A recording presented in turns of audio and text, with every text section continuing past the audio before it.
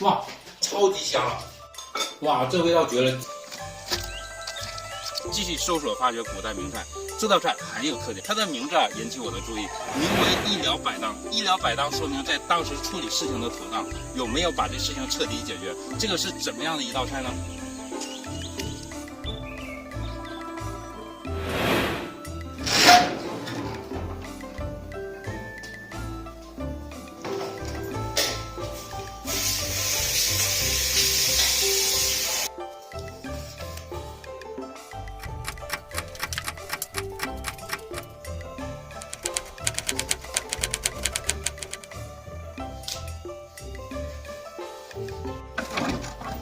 为了更真实的让这道菜苏醒，我一定要认真做好每一步。马上还原这道元代名菜一了百当。出气啊！这道菜的背景可不简单。据记载，元初时期有一位叫年和冲山的大臣，任中书者称，非常喜欢吃这道菜，是为了称赞他在朝中的重要位置。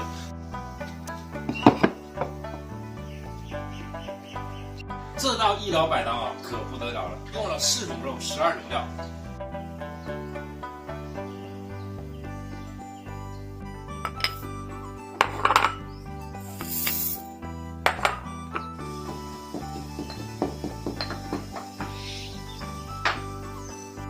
在我整理资料的时候，我发现网络上关于这道菜有2个版本，一个说是宋朝所创，一个说是明朝所创。其实实际这道菜呢是元朝所创，一直流传到明朝。这个是最正确的。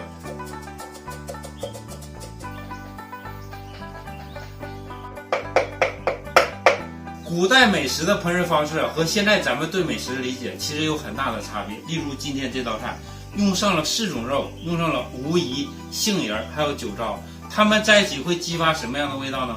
后面揭晓。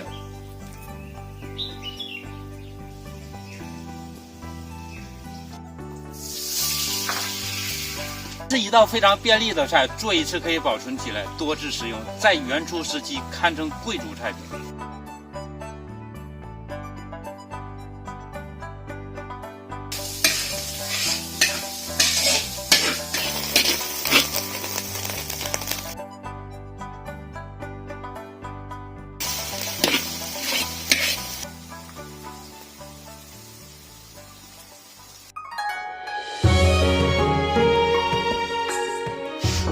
这道菜啊，看上去特别像肉酱，是否跟肉酱一个味道呢？马上揭晓。老规矩，先喝一碗清水。哇，超级香了！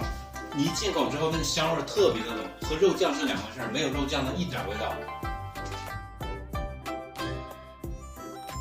哇，这味道绝了！进口之后，它的肉粒啊非常有咬劲，而且它的鲜香味特别浓郁。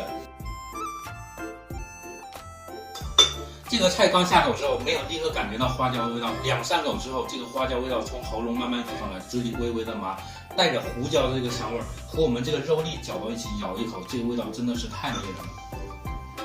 现在对这道古代名菜一了百当做个总结，整体来说它的味道是非常上线的，有一点没有让我失望，因为在做的时候我感觉它非常像肉酱，但是做熟当我吃到第1口的时候，我感觉它跟肉酱一点关系都没有，要比肉酱好吃太多了。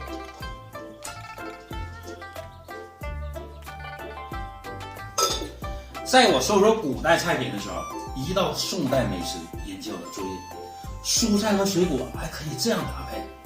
下集揭晓，记得观看。